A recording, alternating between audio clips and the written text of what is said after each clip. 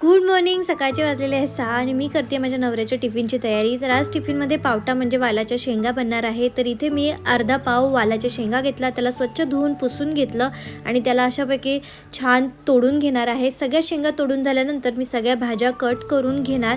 त्यानंतर कुकरमध्ये मी 2 चमचे शेंगदाणे छान भाजून घेणार. भाजलेले शेंगदाणे आपण खलबत्त्यात टाकणार आहे.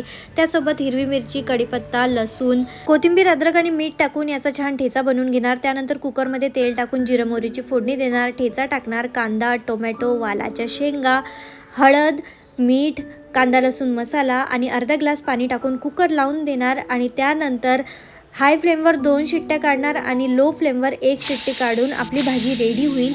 तर आपण शेंगदाणे जे कुटून टाकले त्याऐवजी जर तुम्ही कुकरमध्ये पाणी ॲड केल्यानंतर 2 चमचे भाजलेल्या शेंगदाण्याचं कूट टाकलं तर भाजीचा ज्या रस्सा आहे त्याला छान घट्टपणा येईल आणि जास्त टेस्टी लागेल.